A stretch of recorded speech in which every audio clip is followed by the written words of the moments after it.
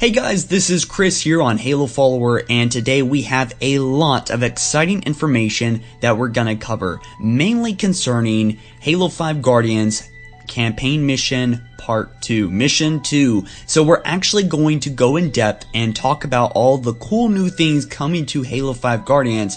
But first off, let's start with a little history and talk about some of the facts and cool things. And what's really cool about this video is that I will tell you guys right before these spoilers come up. But let's begin.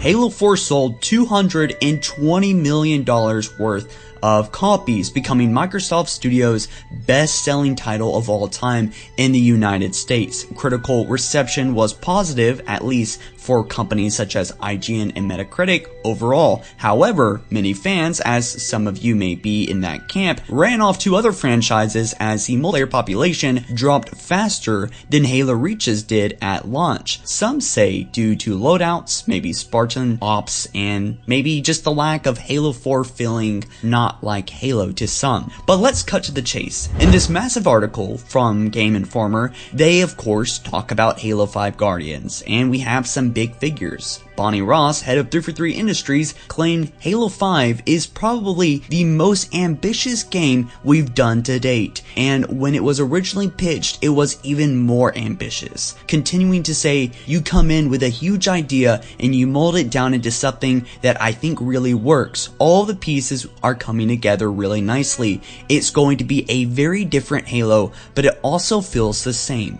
I wonder what she means by that. But for most of our viewership here, you guys, the followers of Halo, Halo followers, and the community, the Halo community, we all know the basic concept of Halo 5. Locke has a team hunting down the rogue, horrible Spartan, the Master Chief, along with the other Spartan 2s. In Hunt the Truth, debuting its finale on June 14th, around 2 p.m. PDT, we learned that Master Chief was not responsible for killing the innocents. He was responsible for killing the terrorists, whom were killing the innocent Peace Embassy meeting people. And those are the hard cold facts, that Master Chief is innocent, at least on Biko. So what's going on here? Well, it looks like someone was misled, and that there's a lot of propaganda around Oni.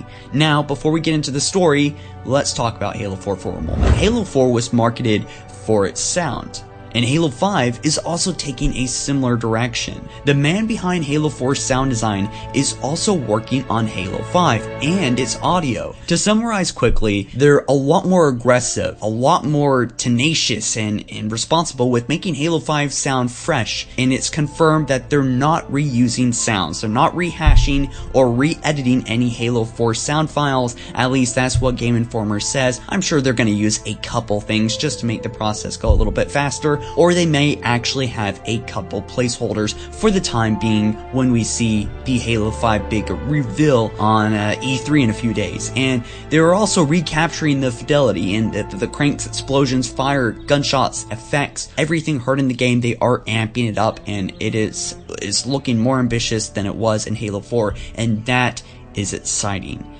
And what's even more exciting is actually getting to the big point of this video. Let's talk about Halo 5 Guardians Campaign Mission 2. Let's break it down from the very beginning, of course, of Mission 2. Spoilers ahead, you have been warned. Let's begin.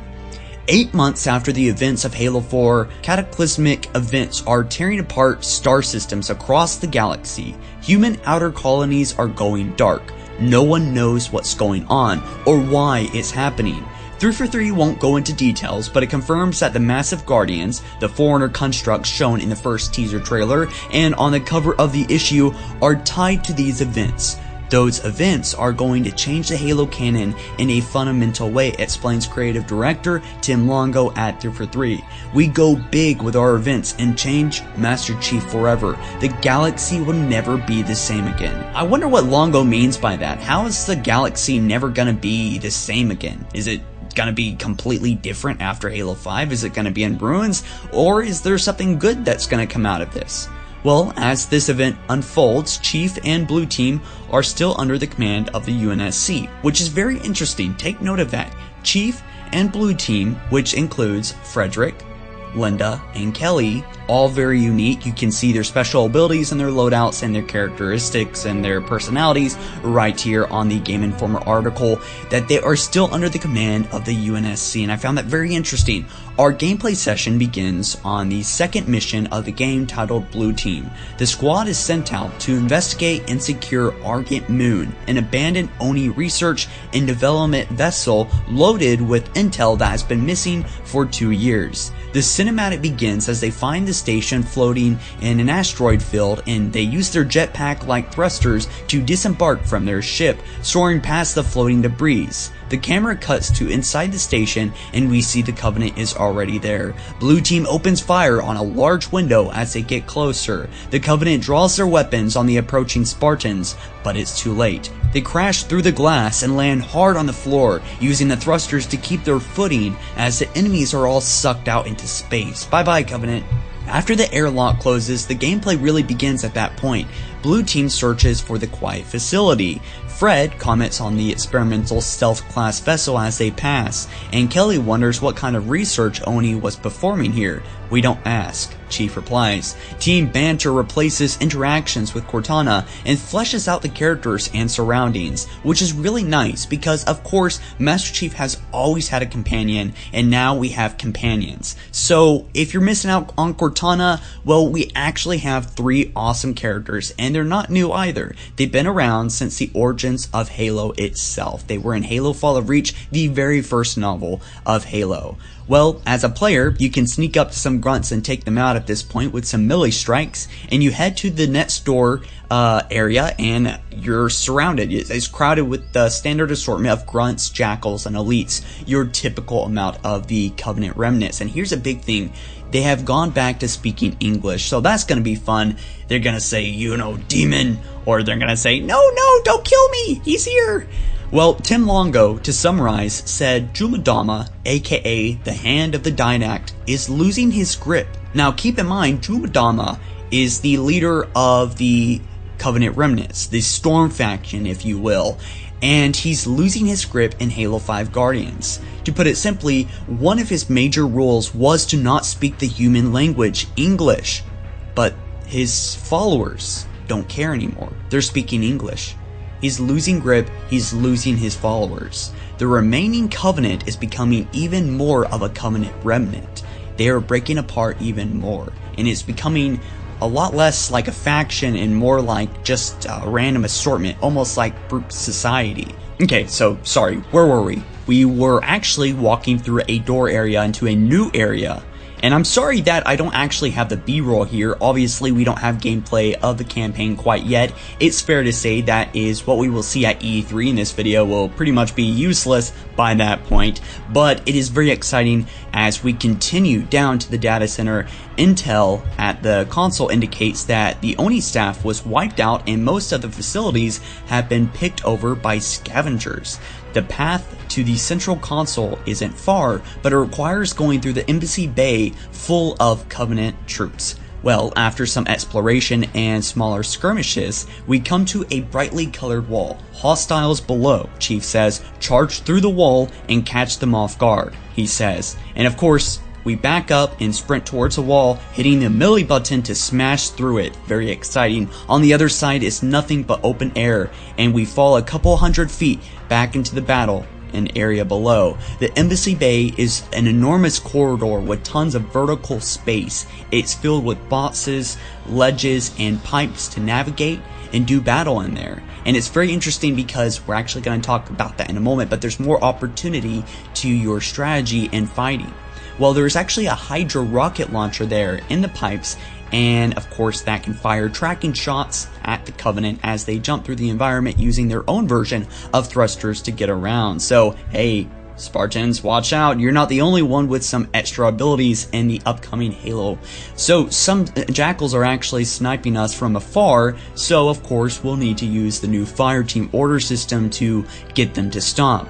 By aiming at a target and hitting up on the D-pad, Chief can actually order the fire team to attack that specific enemy, or pick up a weapon, or go do some objective, depending on wherever you look and depending on what's going on in this scripted campaign. Now, other commands include, such as picking up weapons, using turrets, and even driving a warthog while you use a turret in the back. Hopefully this blue team isn't too dumb like the Marines when driving. That's really bad. Anyways, if a teammate goes down, you can actually command them to go resurrect one of their teammates. So basically, what you can do here is that it's much like Medal of Honor or Republic Commando, that you have a squad and you can order them to take cover somewhere, to go hide, or, you know, just use them as strategic points. Or even you can use them as a meat shield to go out there and, you know, get slaughtered. Although you won't have to actually wait for them to be respawned into the game, because there's actually a limit on how long you can have the ability to be resurrected. So if your fire team member goes down, let's say Kelly, you need to resurrect her within oh so many seconds, and I assume they're still working on what the best time is, but that's not really important. Good stuff is here, but AI squad mates can bring you back as well. That's a big interesting point, because they're going to be basically carrying you over throughout the game. As in, where in Halo 3, if you were to die, the Arbiter wouldn't just walk up to you and pick you back up from your knees. You would have to restart from the last checkpoint, if you guys remember playing Halo 3, or pretty much any of the other Halo games, all the other Halo games. This is something new, and it might actually work. It might actually work, and it also adds a lot of strategy, and it also adds that virtual couch that we've been talking about so much here on Halo Follower, or at least were. And it offers so much. It offers a second chance when you get overzealous too. Now, in a pipe suspended high in the air, there lies a DMR. Now, this long-range rifle is, as many of you know, perfect for picking off targets across the map in campaign and multiplayer, but we're talking about the campaign mission 2 here. But after a while, we get closer to the action. We jump off the ledge and trigger the ground pound. This Spartan ability has moved to the melee button on the right bumper from the awkward right stick crouch click of the beta. Now Chief hovers in the air and a target appears below. No enemies are in range for a slam, but we aim behind some cover, and so Chief soars to that spot, covering horizontal and vertical space faster than he has ever been able before. We come to a base of some stairs, and an elite rains down shots from above. We dash away, and we find some boxes providing another way up. Jumping and tapping the jump button once again, we initiate the new clamber ability. Of course, from the beta, we could actually see on how effective clamber was. Instead of trying to trick jump everything, you could actually just climb up on ledges, boxes, and of course, where Master Chief and his team is, blue team here, where they are, that's going to be super helpful to get around, which of course allows Chief to climb up ledges and get up there and flank the elites and take them out. Now, once everything is clear, we move on to the next area towards a central control. Now we run over to a metal walkway, and a large hunter crashes down from the ceiling. The bridge cracks beneath us, and we go plummeting into a dark void below. Now here's the part that gets everyone all riled up. I love it. A cutscene shows Master Chief awaking in a strange dark cave. Sahira 117 to blue team. Report. He tries to radio. Sahira 117. Does anyone copy? Now, could that be the name of his team? Well, he starts exploring the area in this cutscene. John, a familiar voice calls. He follows the sound and sees a silhouette up on the rock formation. It's unmistakably Cortana. She says, "The domain is open." She warns, "Meridian is next. You only have 3 days." John, the reclamation is about to begin. Everything fades to black. And so this ties into something very interesting. Now, the demo is only the first third of the second mission in Halo 5 Guardians. I'll say that one more time if you didn't catch me. The demo of what I just talked about, of Master Chief going through blue team and hearing Cortana at the very end, was actually just the first third of the second mission in Halo 5. So we're assuming Chief awakens from a dream next. Perhaps he just got knocked out. Maybe has some kind of weird vision. But of course, this is what we heard a while back, that Cortana is going to have a role in Halo 5 Guardians. It doesn't necessarily mean Cortana is alive. Maybe she could be, maybe she is alive in the system somehow, maybe she could be resurrected. We don't know. But they say, I call that the ghost of Cortana, which is franchise development director Frank O'Connor. We all know him. Her fate is obviously very clear at the end of Halo 4. And so, Frank O'Connor obviously can't just throw out spoilers here. If Cortana is ever to return, we really don't know if Frank O'Connor's just saying this. But he says her fate is obviously very clear. Or at least from our perspective. Maybe her being an AI and her ending as an AI is very clear. However, there could be a new beginning. But we've made videos talking about Cortana never coming back and coming back. But let's get back to what Frank O'Connor was saying. He said her fate is obviously very clear at the end of Halo 4. The story is really about what effect did Cortana's sacrifice have on the Chief. So it's not about the dreamlike figure that you see, it's more about the memories and the long-lasting impact that she's had on him. She has left an amazing legacy in the fiction, and we couldn't make a game where we didn't at least acknowledge that. There is more to Chief's story that people are going to find in Halo 5 that deals with how he copes with loss and how he deals with his memories. So we actually got a few more details before we call it a day. We're not wrapping it up or anything. Each Spartan has a special loadout. This is very interesting, and their HUD will have a unique look to it. Now, when E3 actually begins, about in the middle, June 16th or so, in the next few days, we will begin to get Halo 5 Sprint, again, a weekly series that consists of the campaign and development of that, and that's going to be very good. And we actually got a glimpse of what looks like could be Linda's HUD. Or maybe Kelly's, or anybody's, really. Some say it's Vale's.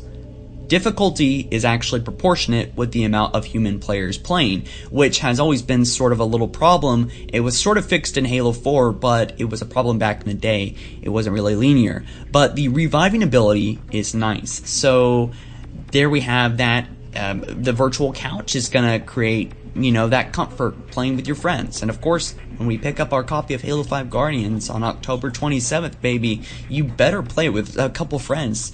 And, you know, unfortunately, the co-op situation, it's screwed, isn't it?